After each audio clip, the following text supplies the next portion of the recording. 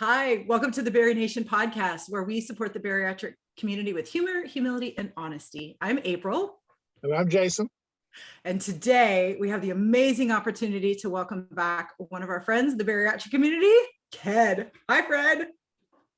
What's going on? How's everything going? Y'all doing all right today? Oh, well. Now that we're talking to you, we're doing exceptionally well. Hey, absolutely. We are really looking forward to this conversation. If you are listening or watching in January of 2022, you know that our support theme for the month is self-care. And while that's probably a topic or something that we have heard before, we are approaching self-care from a very different lens. And Ked, you're such a huge influential member of our community. You have recently made public a health event that you are living through. And we're here today to talk about self-care and how healthcare is actually a way that we can practice self-care in our lives. So before we dive into the conversation, I'd love to just give you the floor, Ked, and just share a little bit about yourself, like what you do, who you are as a bariatric patient, to our friends and followers who might not have had the opportunity to meet you yet. Absolutely. Of course, Ked, Exley, Believe the Hype on IG, whatever, on all facets of social media. And I had bariatric surgery, VSG surgery to be exact, in April of 2019. Of course, for those of you who don't know, at my heaviest, I was 461 pounds. And to date, I am down 245 pounds in just 2.5 years. So yeah, that's where I am. And yeah, that's a little bit about me. I guess, well, of course, I'm married, father with 3 boys. I'm 47 years old. For those who who don't know, I'm an old head of the group. Part of the older community, I would say, because a lot of y'all out there are much younger than us.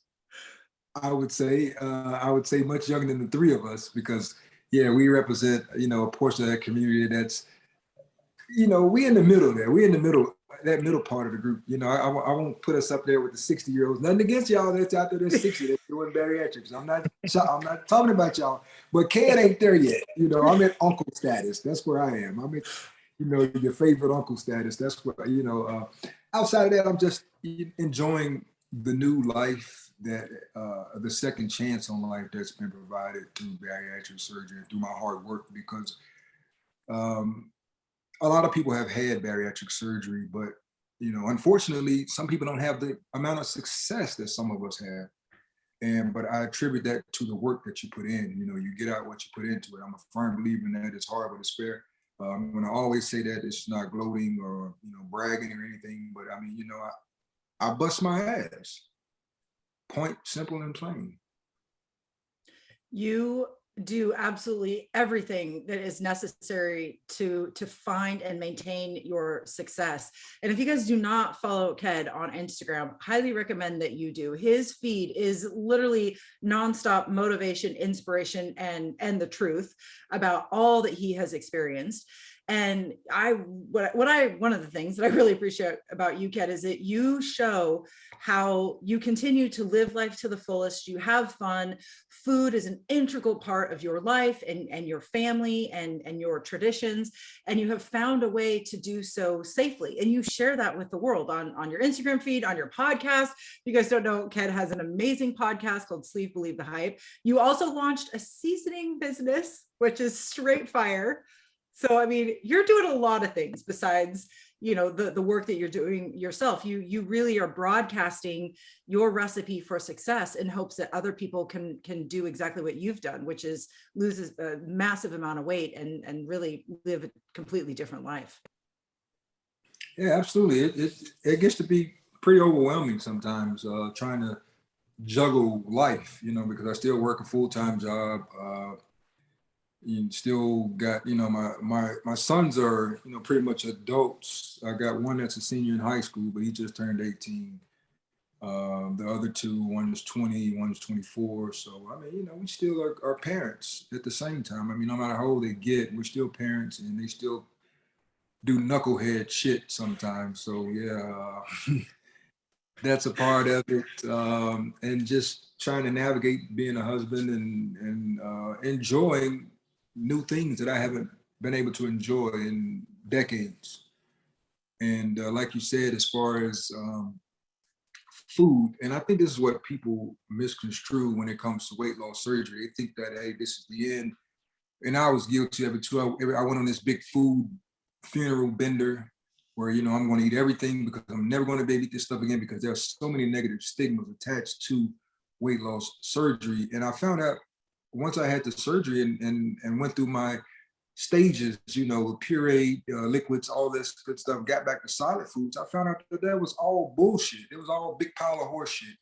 You know, you can eat whatever you want within reason, in my personal opinion. I mean, I'm not a dietitian, I'm not a doctor, but just what worked for me, I'm able to eat what I want. And I think that is the way life was supposed to be intended to be anyway. You're not supposed to be deprived of, you know, oh, unless you're allergic to it or it's going to be detrimental to your health to where you shouldn't be consuming it, then everything should be ready, available for you to be able to taste and enjoy without overindulging. And I think that's the part that the many of us who got to be overweight missed out on, is that, hey, you know, this is meant for you to enjoy it. It's supposed to taste good to you if somebody can actually cook. Because some people can't cook and it tastes like shit. You don't want that. But when you get a taste of some really good food, sometimes we overindulge in that. But I think that if you educate yourself enough to where you know, hey, I can get a little bit of this and then I can always revisit it later. You know, that's the part that we miss. We feel like, oh, I'm never, you know, oh, I got to eat all this shit right now. Then you've sat here and you've overate, then you feel bad. And then it becomes a continuous cycle. And then, you know, the pounds pile on. And I think that's where a lot of us missed the mark. That's why I missed the mark, you know. And, yeah. Well, that's one of the things about you that I've always loved following, and what brought me to, you know, following your page to begin with, is you're unapologetically you all the time, no matter what. And you also have Cooking with Ked, which is a YouTube series that I started following because I love to cook. Like I cook, I've got every kitchen gadget you could imagine, and I use all of them to the fullest before I had surgery. And I was actually worried about that post-op too. I was like you, I had a food funeral. I went nuts. My last meal that I had before I started my liquid diet was a 22-ounce porterhouse with double mashed potatoes. There wasn't a vegetable in sight. I didn't touch none of that shit. I ate everything on my plate. There wasn't nothing left. And so to me, I had the same situation. I was like, I'll never be able to touch any of this stuff. Steak is still to this day one of my favorite meals that I have. I just can barely polish off about 4 ounces of it before I'm full.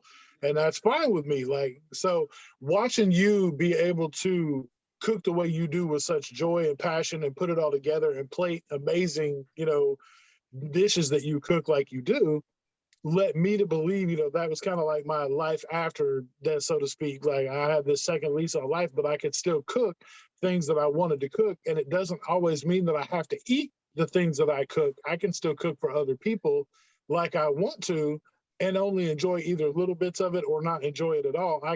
My enjoyment comes from watching other people enjoy the stuff that I cook. And that's where my heart gets full at. So I don't necessarily have to be sitting there plowing through all of it like I used to do. You know, I just can enjoy watching other people get to, you know, be full off of what I did. absolutely, man.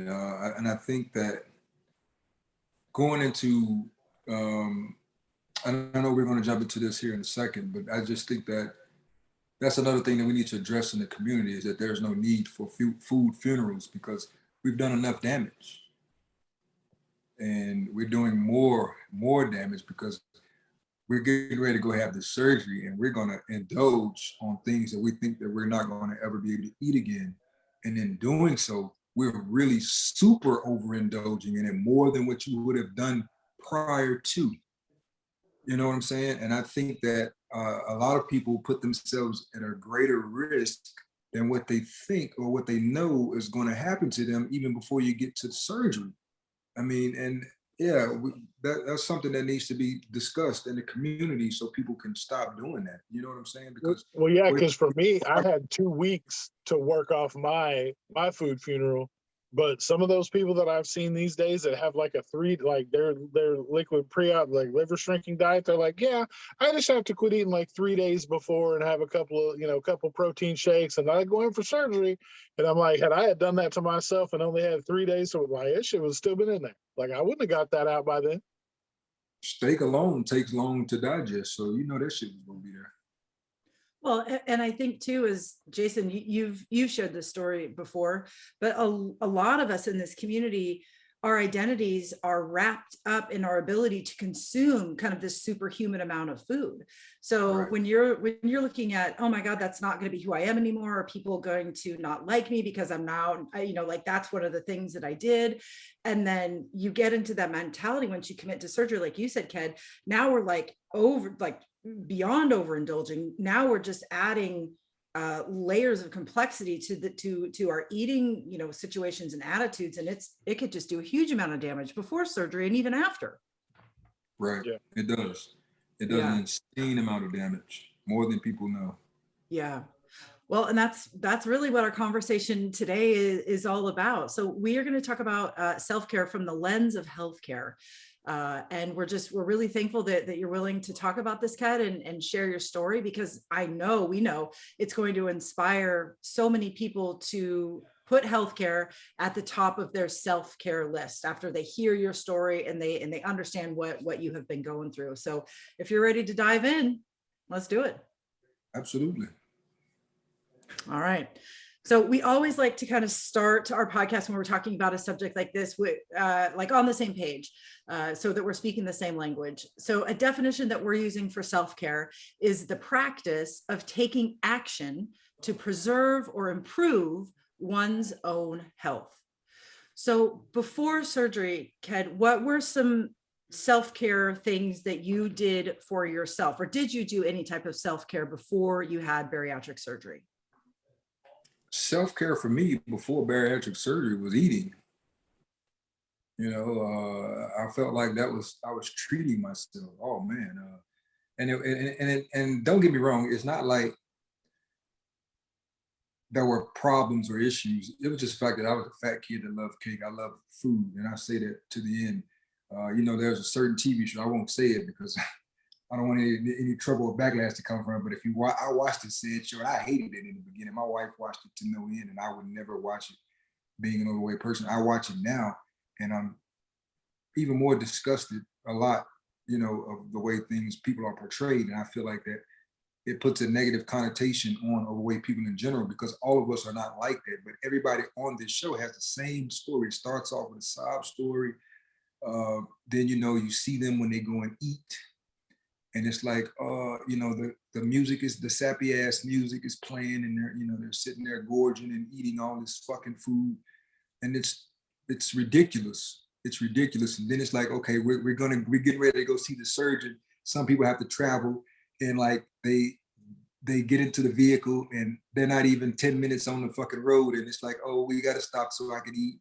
And then they pull up at the drive-thru and order like 12 fucking Big Macs and 6 apple pies and shit. And then you're going to sit here and consume all this in the car. And then 4 hours into the trip, oh, I can't take it anymore. Let's pull over. That to me is not kid.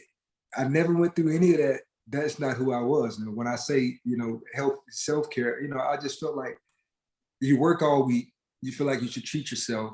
And, to me, I love the food. So I maybe would go out, on a date or whatever with my wife, we go to dinner and a movie, stuff like that. But I go to my favorite restaurant, some of the same stuff that I do now, but I know how to do it now. And, and that was just a part of it. I would go, out to eat, and it would just be ridiculous. I look at it now, and I've shared this story before. And for those of you who've heard it countless times, you're going to hear it again. Everybody knows that I love to go to Papados. That's a weekend trip, every damn weekend. We go pretty much every weekend unless something's going on and we're out of town. But anyway, I used to go there all the time with my wife before surgery, and that would be one of our trips. I mean, one weekly things that I would do that I felt like was self-care. I'm going to take care of kid. I worked all week. I deserved it. So I would go in there. I would get this thing called a Papado platter. So this Papado platter, now, looking at it now, it's enough food for my entire family to sit at the table and eat. We can share it. It's about $40. And I would get the Papado platter with the extra, the extra side, they give you a plus. It's like, I forgot what the name of that one's called, but it's like the upgrade to the platter. And you get 2 fillets of catfish, you get like 8 fried shrimp, you get a stuffed crab, You get a stuffed shrimp, and then there's crawfish, and it comes over a bed of dirty rice. So dirty rice has meat in it, of course. So that's more meat on top of meat. Or you can get fries, or you can get the grits, all of which is phenomenal at Papados. It's great. Or you can get red beans and rice. So I've had it over all of this shit before, and it's all fried. And, it comes with, you get tartar sauce, hot sauce, cocktail sauce, the whole nine. So if you know anything about stuffed crab, that's pretty much damn near like dressing or what you got in the turkey that's breaded, so that's bread. Stuffed shrimp, same thing, big around. So this is a lot of food. I would eat one of those myself. And that would be on top of, now we've had this crab and crab dip, crab and spinach dip. We've had that for an appetizer. I don't forget, I had a swamp thing for my, which is like this huge alcoholic beverage, like 32-ounce cup. I've had one of them to start the meal. Plus I've had this crab spinach dip.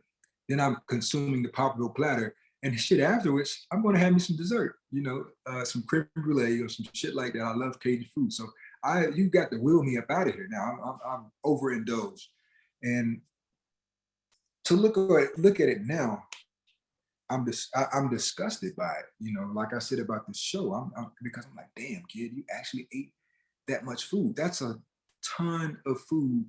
And that's the one thing, one of the things about this country that is really tragic is that, the more we say freedom, then the more we tie into more. More is grand, because I'm free to do what I want to do. We've set up the idea that the bigger the plate, the better. So the plates come out, they're massive. And I'm telling you, me and my wife, we went and ordered at dinner time and gotten it before. And we've had 4 other meals out of this one meal we come home with. And we're sharing it. But this is a meal that's served for one person. And they look at you like you're crazy when you say we're sharing it. My husband and I often have that experience. We always split meals now. We would have never in a million years split a meal before bariatric surgery. He and I both would have had, right, a full, big, huge meal. And now we split a meal, and sometimes same thing. We come home with leftovers. And it's so difficult to wrap your brain around, how could I eat all of this before? And now I can only eat a little bit, and I have no desire to continue to eat this. Right. It's such a shift, but like what you said, it's really hard to escape that without the tool of bariatric surgery, because everything is more now. You just can't get away from it. Right. You've got buffets, that took precedence over a lot of stuff. You've got all these restaurants that have buffets. Oh man, I love Chinese food. So every time I eat Chinese food, it was a Chinese buffet. They was like, get your ass out of here. You ate too much. Right. Like we went all you could eat to a point. Like, you ain't gotta like camp out here. Like, we don't need you to bring a tent and like a comfy chair. Like, you got to get out. But I mean, like what you said about the country, that's how I motivated. Like, my ass was all about the bigger plate, the better plate, the more, like the more. And my big thing was nobody was going to tell me what to do. Don't tell me I can't order something or that I can't eat something, because my ass going to show you that I can, regardless of to the detriment of my own damn health. Because there was times where I remember now having to stop and almost throw up on the way to the car because I was so full trying to prove somebody wrong. Right. And see, at that point, it's become a personal challenge. I'm taking it as a personal challenge because my thing is, you got up the sign up that says all you can eat, not all you want me to have. So I've taken it as a personal fucking challenge. So I'm going to watch you. Let's see. What was the last time I went to a Chinese buffet? I'm going to watch you. I'm going to eyeball you as I'm getting my plate, because I'm like, I'm going to show you what I can do, but I'm killing myself. Because I remember, I think the last time I went to a Chinese buffet, I want to say, thinking about it now, because I mean, probably 6 or 8 egg rolls on top of everything else that I was eating at the time, which was just piles of noodles and piles of chicken and all the shit that I could get. But literally every time I would go up and get more food, I would get 2 egg rolls on top of that. And now to even look at an egg roll, I get sick. So I'm like, I can't imagine eating 6 or 8 of those things before, on top of all the other food I was eating. Right. I mean, you're getting at least 3,500 or more calories in one setting. Well, Oh, yeah. and you know, the interesting thing about our lives before bariatric surgery and after is that, I mean, the definition of self-care is to preserve or improve one's own health. And I think before surgery, eating was a way for us to check out, right? Or it brought us so much joy. It was like that adrenaline bump. It was things that we really looked forward to. And when our lives are so stressful, in a way, right, we are preserving our mental health, because I need to check out. I need something joyful. Food is the only thing that I have, so I'm going to go for that. But the flip side to that is that it does not actually improve our physical health. And in fact, it can really do a lot of damage. And I know, Ked, like this is kind of where you're at right now, right? You are facing a health issue, right? Straight on. But it's related to how you lived your life before surgery. So if you'll just explain to people like what's been going on with your health recently. Right. You know, it brought a new meaning to the term reckless endangerment. That I was on a reckless course. Of course, yeah, I corrected myself, but it didn't grant me immunity to the damage that I had already done. And I get a routine physical every year. I've always done that, even as a heavier person. I've always gotten a routine physical. And I went this year and got a physical. And part of the physical, you get an EKG. So I get this EKG. The nurse, you know, she goes and get the doctor. The doctor comes in, she takes a look at it. And she was like, Kid, you know, I think we need to, you know, take a look at this. I want to send you to get a heart calcification test, which is a calcium test or whatever, which is measures to, you know, gives you a number, and it kind of tells you, you know, basically if you got plaque in your arteries or whatever. So my number, my score, my calcium score comes back. Well, before that, my doctor saw something in the rhythm of the heart and the electricity vibes or whatever you call it that goes through, saying something wasn't right. Wasn't, you know, she wanted me to just check it out. So I go and get this test, outpatient, and I was in and out 30 minutes or so, and I get the results back, and she sends me an email immediately. She's like, hey, you know, your score was like 506. Of course, 0 is what you want. The lower the number, the better. So 506 is a pretty large number. So that meant, you know, pretty much basically giving me an early onset heart disease diagnosis, pretty much in a nutshell is what she was saying. And next thing you know, I got to go see a cardiologist. Scary news, you know, to get. Not what I wanted to hear. I mean, I'm like, well, shit, man, I lost 245 fucking pounds. But you know, I had to have a heart-to-heart moment with myself and be like, well, Kid, man, you know, because at first I was pissed. I was like, you know, I did all this work, but I didn't do it all for nothing. And I didn't come this far to only come this far. So I was like, I had to remember though, I'm like, well, damn, you can go out and get an oil change on your car and you hadn't gotten an oil change in 10 to 15,000 miles. But then, you know, the oil pan is leaking or some shit like that, or the one they figure out. I mean, but you didn't do regular routine maintenance, which is what I failed to do. I didn't do the upkeep with my own body. So yeah, all these years of, you know, I was 40, almost 45 years old getting VSG surgery. So decades, I'm talking decades. Now, 8, 9 years old, I started to get fat. So I'm talking decades of morbid obesity. And it's taxing on the body, period. I don't care who you are. To walk around with this much weight and, you know, this much fat around the heart, you're bound to have something go wrong. And even after losing 245 pounds, yeah, I took the weight off, but the damage was already done. So I had to, come to the realization that, hey, you know, you fucked up. And now we've got to correct this. But there is a silver lining, because had I been 461 pounds when I got this diagnosis, we talking a whole different ball game. And so I go and see the cardiologist. He tells me, I just saw the cardiologist last week, actually, to be exact. He says, hey, the number is high. We're going to get aggressive on this. We're going to see what's going on. I need to check the heart out. I need to see some visualization of the heart to see what's going on. So he ordered a nuclear stress test and an echocardiogram. I did that yesterday and today. Yesterday, I did the nuclear stress test. The nuclear stress test is not a regular stress test. Regular stress test is when you just get hooked up to the monitors and you get on a treadmill and you run. The nuclear stress test is a little bit different. I get it, I go in, they give me an IV. I'm actually getting injected with radiation medicine that gives them a way to look at my heart. So I get injected with this radiation. I mean, I'm already like, damn, you know, I'm in this room, you know, I see the radioactive signs and shit. So I got radiation flowing through my body right now still from that. So yeah, I'm tired.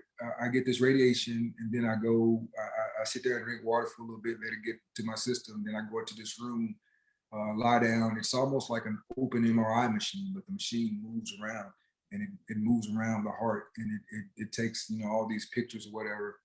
So the first time it didn't take, so I had to come out, go and drink more water, come back and do it again. Oh my God. And then after that, I had to go straight to the stress test and get hooked up to this machine and get on this treadmill.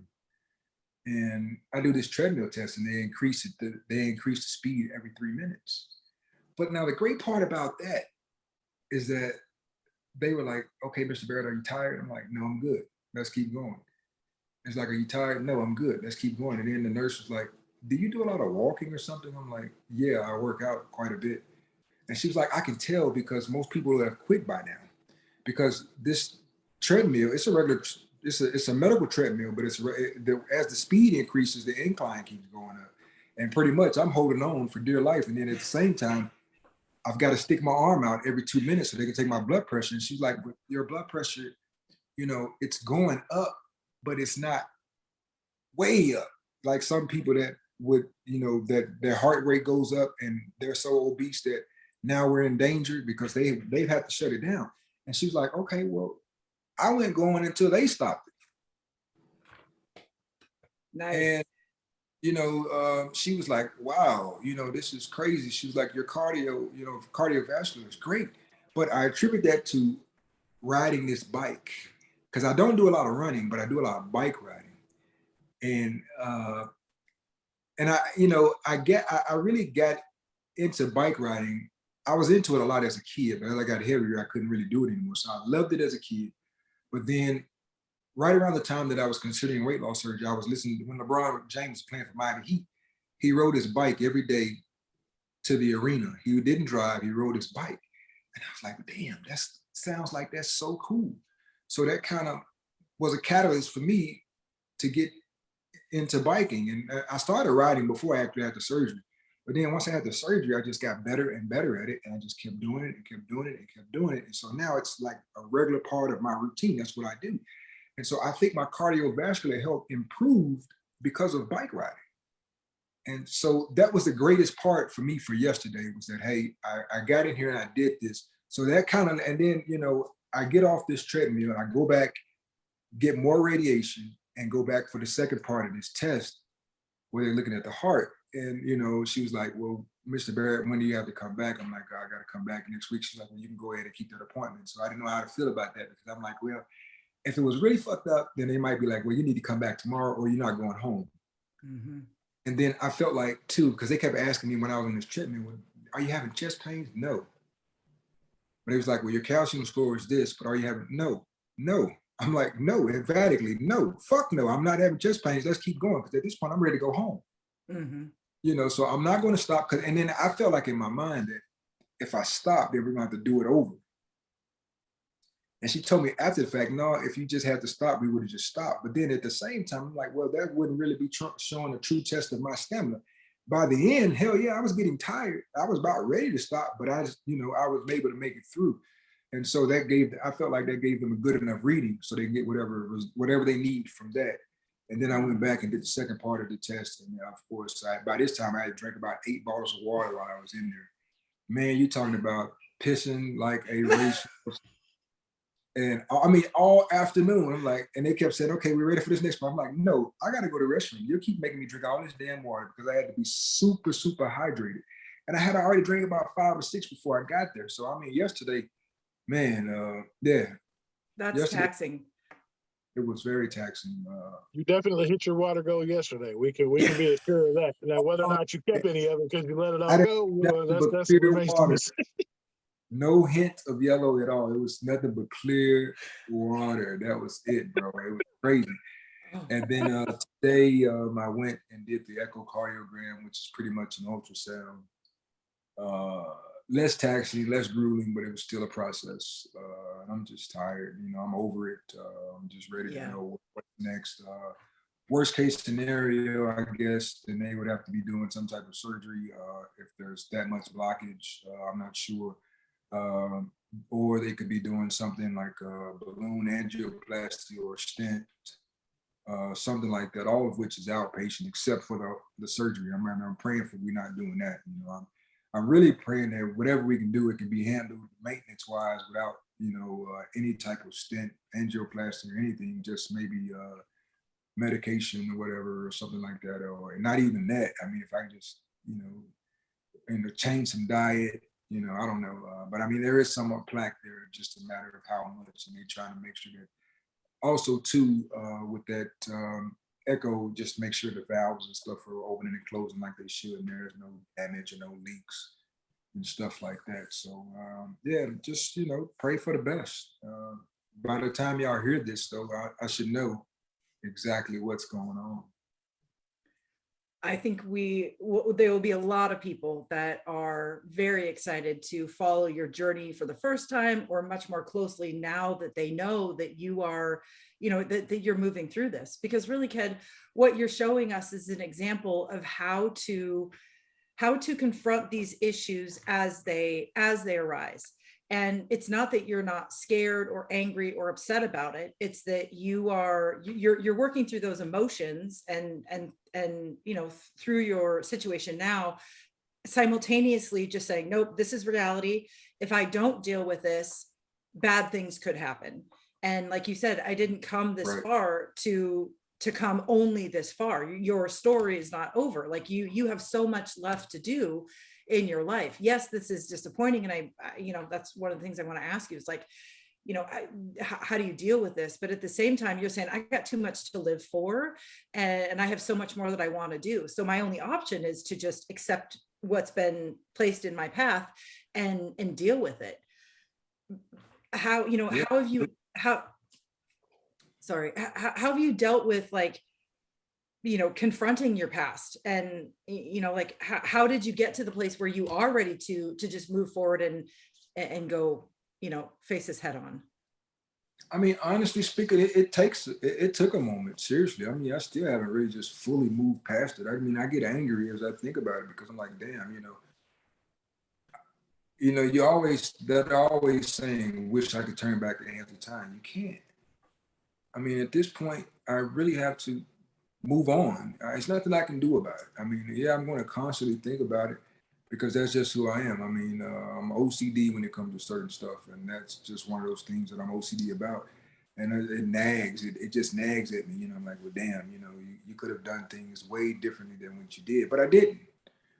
I can't change the past, and that's, I think a lot of people should look at things not just in this situation, but just in life in general at this point, because life is too short. Yeah, you might have done some wrong and you might have did some things to people, and everybody's holding grudges. And the way things are now, with this pandemic and all this death that's around us, you've got to get to a point to where you've got to release things. And I got this new hashtag, LTSU, let that shit go. At this point, I can only address aggressively what's going on and do what I need to do. And I continue to do what I've been doing. Like, I got this diagnosis, first thing I asked, well, do I need to slow down? Do I need to stop riding this bike? Because I was going to be heartbroken. It was like, no. So shit, I came home and I got on my bike. I ride. I listen to music. That's a big out for me. I just ride, and I just go with the flow, and just trying to navigate through life in general. But like I said, I get pissed about it because I'm like, well, damn, because it's the fear of the unknown. I don't know what they're going to tell me. You know what I'm saying? And what's to come. I mean, you're anxious. I'll probably say I'm more anxious than anything. I'm just anxious to get out in front of it, to figure out this final answer. What is it? Give me the end all be all. I'm like, shit, why the fuck I gotta wait the next Tuesday to go back to the damn doctor? Can I come back tomorrow? Shit. You know, that's my thing. And I just feel like it's bullshit. I mean, I'm like, you got my life in your hands. That's the only part of it that pisses me off more than anything. You've got my life. This is Ked's life. You got it in your hands, and you want me to sit around and wait. You know, I come and do these tests. You tell me Monday, Tuesday. And I had to fight. Actually, I went to the cardiologist last week, and I had to fight to get today and yesterday on the books because they was wanting to push it to next year because of the holiday. Well, we've gotten to the end of the year and we don't really have anything. The doctor is going on vacation. I don't give a fuck.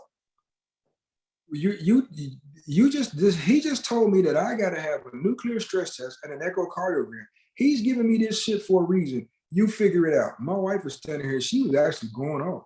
We're standing here with the scheduler. She's like, oh, well, can we push it into next year? No, fuck no. We need next week. What's the first available? Well, we don't have anything. Well, you need to make something available. So we made her go back and see the doctor who just told me what I needed to get done. So he comes back and he tells her to squeeze me in. They weren't happy about it. But I'm like, why the fuck should I have to wait? I'm not happy that I got to wait till next week to go back to see him. Well, that's the thing. It's like you're not happy to be there in the first place. So giving me a diagnosis like that and then stretching the shit out as far as you can stretch it out so you can go play golf, like I'm not trying to hear all that shit. I don't give a damn where he was going. Shit, he could have been going to Waikiki for all I don't give a fuck. You take care of me first.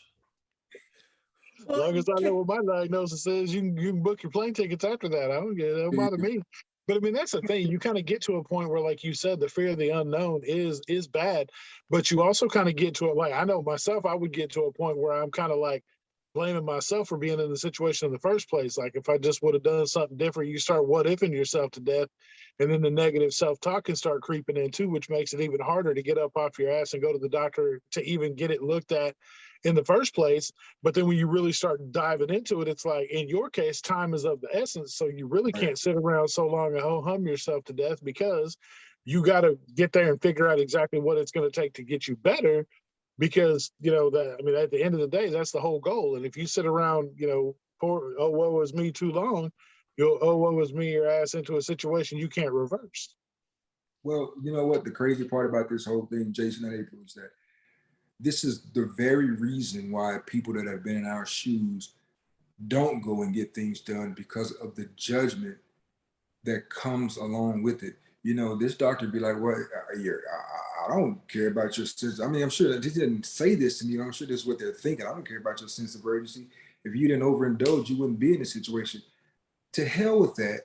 This is where we are now, regardless as to what I did to get myself into this situation. I'm here, I'm addressing it. Let's tackle it. Let's get in front of it. And that's what people need to do as overweight people, regardless as to what you think. People are going to think about you when you go see that bariatric doctor, be like, oh, here comes another slot. This person, you chose this profession. I didn't. So if this is your profession, quit judging people or quit giving people those damn looks and take care of them. They're here now. That's what they're doing. Obviously, they changed. No matter how long it took them to change their mindset, they did it. Don't discourage them. And I think that is the point that needs to be driven home, is that so many people are judged before they can get the help that they need. They just say, fuck it and walk away. Yeah, and that is that's true. Well, and especially like you said, Ked, like we can acknowledge how we ended up possibly in a health scenario, right? Heart disease is a combination of obesity. It's genetic, it's environmental. There's so many things that go into it. So obesity is one cause that could lead to, right, heart disease. But regardless of how you arrived at that diagnosis, what's so powerful about your story is you're saying to the world, okay, look, I'm still trying to figure out the how and the why, and I'm still upset about that. But this is where I find myself now. And I'm going to fight through the judgment. I'm going to fight through the fear. I'm going to push through all of these things. And I'm going to tackle this head on. Because at the end of the day, you chose bariatric surgery because you chose yourself. And it is hard to continue to choose yourself when this news comes that is absolutely devastating to you as a human being. but you're not going to let that deter you. Because like you said, I didn't come this far to only come this far. And what people need to hear is that bariatric surgery is not the magic solution. It can help you get to and maintain that happy, healthy weight. But there could be some health things that you still will continue to need to deal with and tackle. And your bariatric surgery did not cure all of the things that you brought with you into surgery, right? Like, you are such a healthy person now, Ked. The fact that you were able to do that stress test at the level that you were able to do is amazing. I'm sure that what all of the work that you have done is only preparing you to be better prepared for this medical fight that kind of, lies ahead for you. But we can't just have surgery and go, oh, okay, well, I'm thin now, or I've lost weight, I'm totally happy and nothing else is wrong. Right. Not the case, right? If healthcare is not a part of our self-care, we might find our lives ending prematurely anyways, despite going through bariatric surgery. Right. You just hit the nail on the head. If you don't include the healthcare portion into your self-care, your life could be ended early than what you think it should be anyway, because people get so wrapped up into the celebratory part of, oh, I lost all this weight, I look great, I can wear all these nice clothes, I can do a lot of things that I wasn't able to do before, but then you stop with the preventative maintenance. And I think that the preventative maintenance is just the same as it's going to be on your vehicle. The more you change that oil, keep that viscosity up, the more you do your routine maintenance, the longer you'll be able to have that vehicle. You can have that vehicle for 40 years if you choose to. Of course, we like the new shit, so we're going to upgrade. But if you really choose to, if you take care of that, it'll take care of you. Same thing with your body. You take care of your body will take care of you. And I'm a strong supporter of that. Yeah, well, and that's also one of the things we had talked about earlier is that, metabolic wellness doesn't have a weight goal. It doesn't have a size. It doesn't, you could be a size 5 and have blood. Like my mother, up until the day she died, was 5'8" and weighed 114 pounds. She was a size 0, -0. Like, she was a little bitty lady. Blood pressure through the damn roof. Doesn't matter what she did. She took blood pressure medicine, everything still high. So, I mean, it just doesn't matter. Like, your metabolic wellness can still suffer, even if you're super small, living your best life, doing all the things you can do. If you do not go back and get your routine checkups, your labs, all those things done, you could be missing out on something that's very detrimental to you completing this journey that you want to be in. Well, and Jason, I know you yourself continue to do this routine maintenance that Ked is imploring all of us to do. You have seen a huge decrease in your health issues, but you are still working through some others. I mean, you're still dealing with some, and there might be some things that are in your life that will always be there, right? Bariatric surgery is not going to cure or make all of these things go away. So you're kind of doing the maintenance that Ked is talking about as well, right? Yeah, because I'll always be on blood pressure meds no matter what, because my blood pressure was high before I was big, and I'll always be on thyroid medication because it's blown out and gone. There's nothing I can do to fix that. Can't be reversed just because of the way that I used to eat.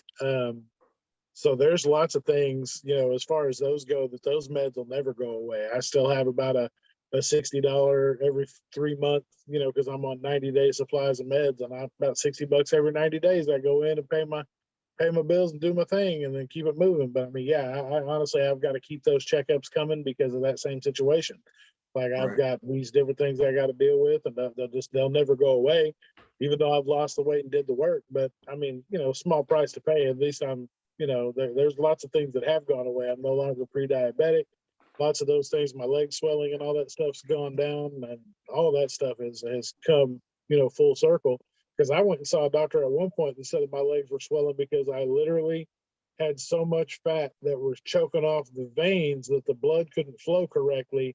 And that's why my legs would swell, because they got full of fluid that, just wouldn't go anywhere. It didn't have anywhere to go because literally my legs were so fat that it was just compressing the arteries and it couldn't pump the blood like it was supposed to. And all that stuff's gone. So, I mean, it's a beautiful thing to see that go away, from needing surgery on my legs to correct it.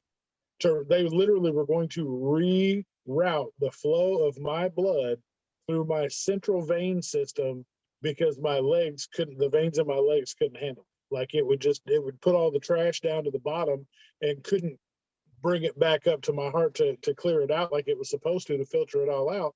So they were going to reroute the way my blood flowed through my veins to be able to make it to where my legs wouldn't swell up anymore. And I just, thinking about that now, I'm like, that's ridiculous at the fact that I was really willing to go have surgery to do all that versus doing something about my weight when I had the opportunity. Absolutely, man. And thank God for all of us to do what we did. And that's why I always tell people. Somebody even said, well, it was no point to have the surgery if you was going to still end up with this. No. That's not why I put it out there.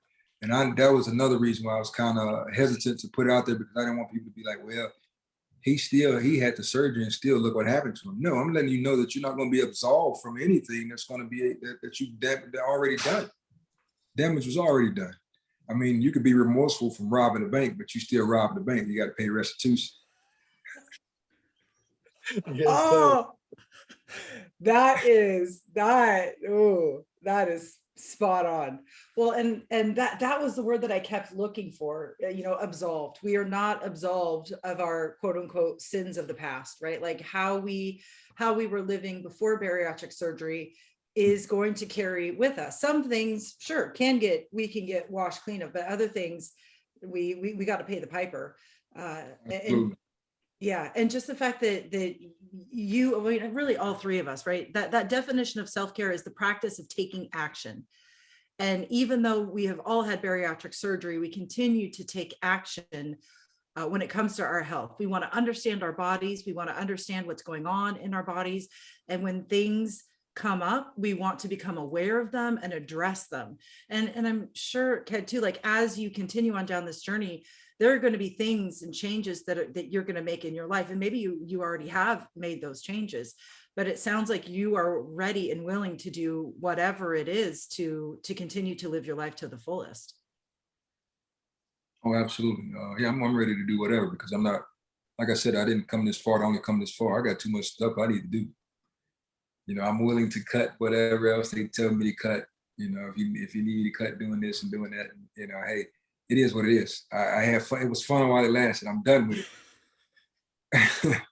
Whatever it is. And I got an idea of some of the shit that he's going to tell me that I need to stop doing. So, yeah. You're already getting yourself right with the Lord. You're like, damn, this is going to be a rough couple of weeks to get bullshit. But all right. Yeah. In order to live, I'll stop. Absolutely. I was going to say, I have a sneaking suspicion, Ken, that no matter what the doctor says, you are going to find a way to continue to have fun and live your life to the fullest in a way that only supports your health moving forward. There is going to be no shortage of fun in your life. None whatsoever, because I'm having the time of my life. I mean, it only took me getting to 44 years old and started enjoying and having the time of my life. Not to say that I didn't enjoy things before, but I'm really having some fucking fun right now. Right? Isn't that crazy? We talk about this all the time. We're always like, our lives were good before bariatric surgery, but now, oh my God, like there's so much more capacity for fun, like meaningful fun, because we can participate more in it, just on every level. That P word, participate, to be able to jump in at any moment and participate, no matter what it is, that's what you want to do. Because for so many years, I wasn't able to participate. I was only able to watch from the stands. And that alone is worth the admission ticket into bariatrics. I promise you. Anybody out there listening, that alone, to be able to participate. And anything, I don't mean just, big stuff, anything. You're able to participate in it, and it's almost like I'll equate it to, I used to play, pickup games of basketball and PE and shit. And, the coach would always, PE teachers would pick people to pick teams. And then you're standing on the sidelines, you're this fat kid, you're going to be last. And then it sucks to be somebody's last resort only because you're the only one left. Now we get to be first, one of the first people that gets picked to participate. And that to me is worth the price of admission. Yeah, that's the biggest point to me too, is like what you said, being able to participate and not just be looking for a place to sit down because your knees or back aren't going to be able to take you standing up for more than a couple of steps. And you start looking around and like that. That was literally the only way I participated in anything. Like I'd go watch everybody have fun, but that was my first thing I did. We walked in anywhere. I started looking like, all right, where can I sit down in a couple of minutes when my body's like, nope. My body give up quick. My body was bull. So that used to be the only thing I did. Like I'd be looking for seats. I'd be looking for what's on the menu. Do they have food here? Am I going to have to get it somewhere else and bring it here? I mean, those are the only two ways I participated before. What are we eating and where are we sitting? Right. Absolutely, man. It's funny you mentioned the restaurants like that because we used to go out, work parties or corporate parties, and I'm like, where the hell are we going? And I'm like, you got to think of places. I'm always hoping that they're picking places that are going to give me more food. Otherwise, I'm going to somebody's drive-through once I leave dinner, and that shouldn't be. You know what I'm saying? Because you're so used to overindulging, you don't want to go anywhere that's going to have small servings.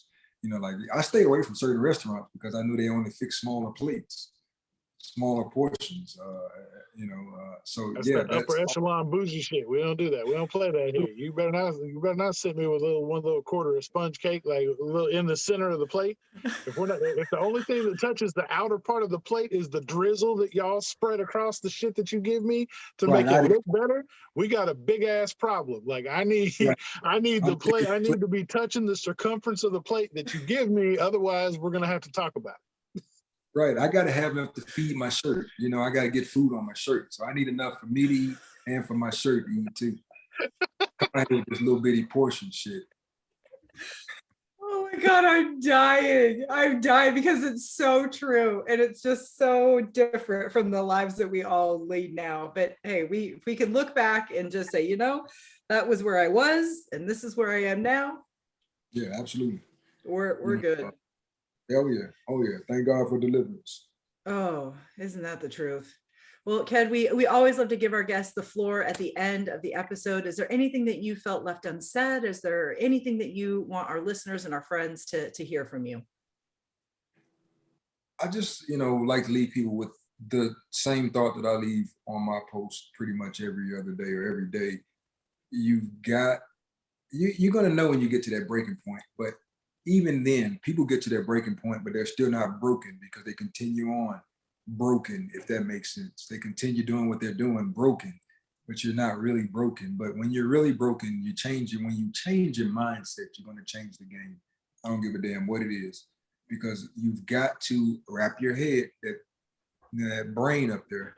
Some of y'all got, pea brains. Even in that little bitty pea, it's an activity that can, you can change that mindset in that little bitty pea. I say some of y'all got pea brains because some of y'all are just so stupid. You can't wrap your head around anything other than ignorance. But when you change your mindset, you change the game. And what I mean by that is, in order to change your mindset, you got to have education. I think that I was uneducated when it came to food and eating. And, I had all the book sense in the world, but I was uneducated when it came to my own body and how I should consume food. And I think that once you introduce, you can go to all the bariatric surgeons you want and go through the process. And this was me. I went through the process because I needed a way out. And so I took a lot of things for granted. Take the process, no matter how long your insurance gives you. My insurance gave me 6 months because I had to go through, this is what was required for my insurance. I had to do 6 months, 6 bariatric visits, 6 dietitian visits. I was pissed because I'm thinking, hey, I go see the doctor, hell, he gonna schedule me in the next couple of weeks for this surgery. I had no clue about what was to come, this psychic valve, all these different tests. Take it all seriously. Educate yourself why you're doing all of this. Go into it with an open mind and an open heart so you can absorb all of this knowledge and all the people. You got a wealth of knowledge, because just 3 years ago, this community has grown this much, because just 3 years ago, this wasn't available because I was on IG, but I didn't see weight loss pages like I see now, where people are actually giving their life experiences. That's an education within itself, getting this life experience from people and getting those gems. You got to filter it out though, because some of it is garbage and nonsense. but filter out the garbage and the nonsense, and there's some people with some valuable information out there that they are willing to share with you. Take pieces of it. You know, we're not doctors and dietitians or whatever, but just taking a little bit from my experience, because I had to learn through trial and error. But upon learning through trial and error, I learned how to educate myself on how to eat and how to eat properly. So that's why you can see me posting, like I made a cake yesterday. You see me posting pictures of cake. You know, hell no. Do I eat that much cake? No. My stomach won't allow me to, but will I indulge in some? Absolutely. But you make allowances to fit all this into your daily diet so that it doesn't affect you, you know, to where you're going to gain weight. That's all you got to do. I mean, it's the weights and it's you know, balance there. You got to have balance. The 2 points, balance and moderation, that's the key to all of this. There's nothing else. It's not hard. That's it. It's just balance, moderation, and allowing yourself some grace. You know, you fall off the wagon, so what? It's not like, it's a big difference in falling off the wagon from drug addicts and alcoholism to what we're going through, because, you know, that's a chemical imbalance on that side. This, I think, is chemical as well, but you can bounce back from it. You might not be able to bounce back from hitting the crack pipe again after you've been on, you know what I'm saying? I mean, and that's not saying nothing negative, that's just facts. But you can bounce back from having a bad night of eating. You know, you don't have to jump up the next day and say, oh, I'm going to start my liquid diet all over again. That diet was in place for a reason. That was just to shrink your liver to get it small enough so the doctor can go in and do this surgery so he don't, you know, that's not in the way. Fatty liver is not in the way. That's not a fix it for you, your bender of bad eating. That's not it. The fix it is to educate yourself on how to eat so you can enjoy this stuff without being on a bender. That's it. Once you do that, you change your mindset, you change the game. That's my tidbit.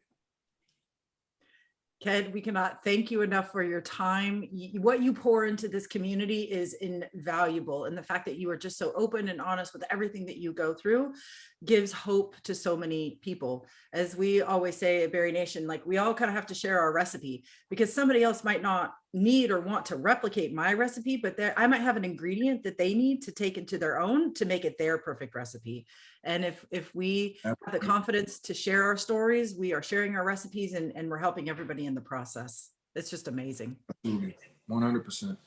Absolutely. So, my friend, where can they find you, Ked, if they want to follow your story or listen to your podcast or try some of your amazing seasoning? Where can they hit you up? You can find me on Instagram, all facets of social media, even on crazy TikTok. TikTok is a little different. That's, you know, a little inspiration. There's some foolishness going on to it. It's all under at Sleeve Believe the Hype. All ran together, one word, Sleeve Believe the Hype, of course. The seasonings, which are out of stock, I'm waiting on the re-up.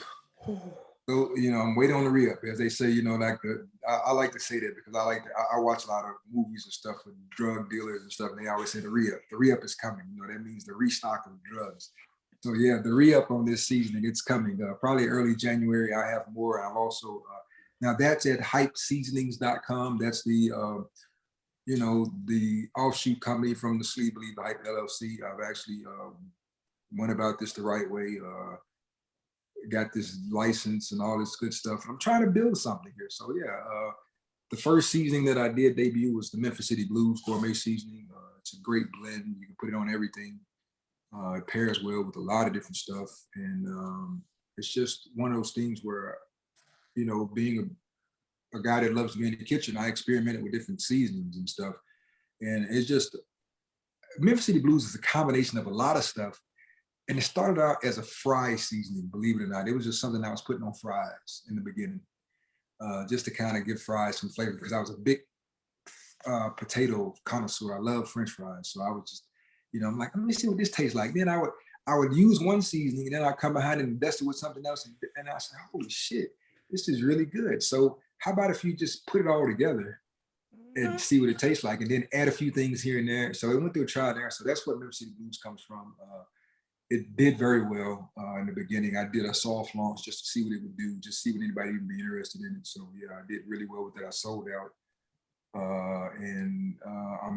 I added another blend because I've always, not always, but over the years, we love tacos around here. So I would always buy like the Ortegas or, the different seasoning packs and, put it in and then make my tacos, stuff. And so one day I was out of packets of seasoning. Me being me, I'm like, okay, well, let me see, can I figure out, I know, what goes in seasoning. So let's just figure it out. So through trial and error, Taco Tuesday is the next seasoning blend that's about to drop. I've been doing that for years. And people are like, well, kids just making up stuff on a whim. No, this is all stuff that I've been doing for a long time. And my wife was really instrumental in pushing me to push that one out, because she was like, oh, you should push this one first. But I'm like, no, I love Memphis City Blues. This one has got to be first. So I did that one first. And she really loves the Taco Tuesday blend. She's like, if you're doing anything, you got to do this one next. So that one's next. It's already in production. I'm just waiting on it. I've got the logo out for it already. You see it on my page. That one's up. Also in the process. Now, this one's not in production or anything else. It's just still in the developmental stages. And that's my hot wing sauce. A lot of people ask me about that hot wing sauce. So I'm going to bottle it. I'm just going through the process of figuring it all out and putting it together. So as soon as I know, you guys will know, that'll be up too. I'm excited about that one. That's like my baby there. That's like the big baby for me, hot wings, because hot wings is life for kid. If you know kid, our kid loves his chicken wings, and hot wings is one of those things. So yeah, be on the lookout for that. That'll come soon, probably sometime in 2022. I'm not sure when. Just trying to work on myself, and I got to, get on top of this health thing. So I'm not pushing anything to the back burner, but I'm that move to the front of everything. Mm-hmm. Because if I don't address that, and then I'm not here, you won't get none of that shit. That's true, and I've got packets of the Memphis City Blues, and that stuff is amazing. So I cannot wait for Taco Tuesday. That's going to be even better, because I myself also love tacos, and I'll be waiting for the hot wing sauce, because I'm kind of a wimp when it comes to the hot stuff. But I got to try it because it looks amazing. And I agree, wings are definitely life. You would like this one, Jason. I'm not a fan of I don't like it when it's too hot to where I can't enjoy it. Right. So I like to have a kick to it. It's kind of like the Memphis City Blues. It's got a little kick to it after the fact, but it's not overpowering, because I still like to enjoy the food.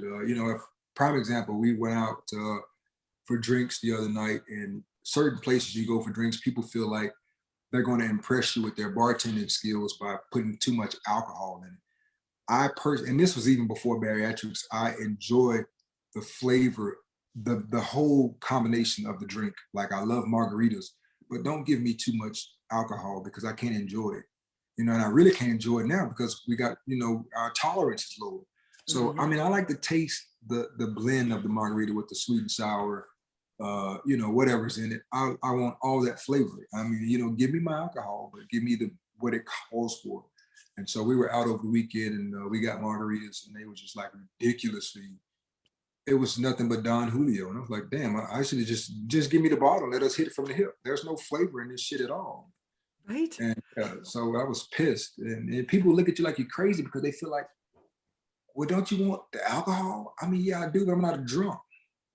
I'm not alcoholic. So I want, and that's where I go back to balance. Got to be balanced.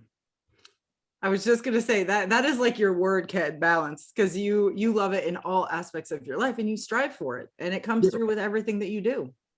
Absolutely. Got to add that balance. So yeah, that's what's up for me on the podcast.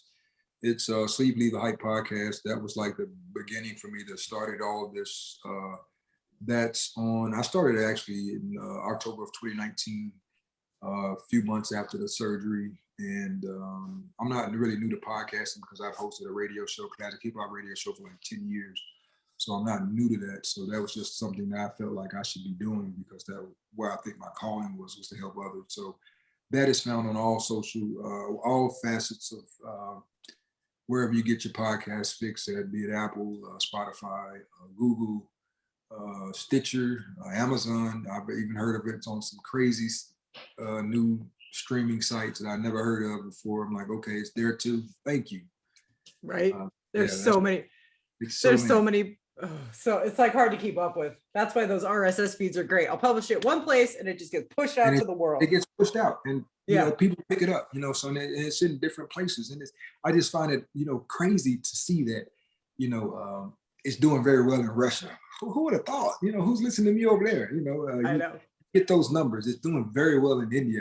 at one point, I think in the Bahamas, I was like #1. And I was like, I was so excited about that. I'm like, yeah, my shit is #1 in the Bahamas. And, you know, somebody can let the wind out of my sails. Well, it's not in the US. I don't give a shit, but I'm #1 somewhere.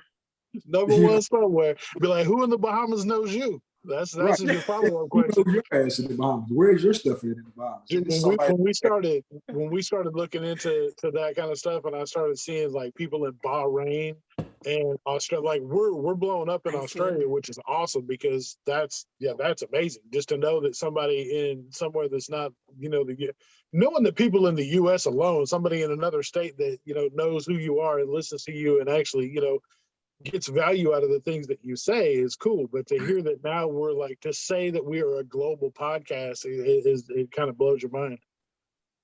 Oh, absolutely, man. And that's the crazy thing about it. So I'm just enjoying it.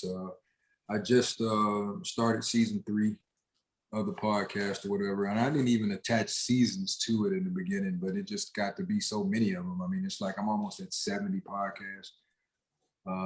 You know, and it's a slow grind now because I've got so much going on. I mean, at first I was just dropping them every 2 or 3 a week sometimes, but you know, I'm spacing myself out, allowing myself a little grace with it, and I'm enjoying it because there's so many that can, and people are still finding it. So it's not like they don't have content to go listen to. Now, the people that have been with me since day one, they might be a little pissed because they're like, "Yo, kid, what's up? You know, I'm waiting on this next one." I'm like, "Okay, I'm sorry, I'll get it to you."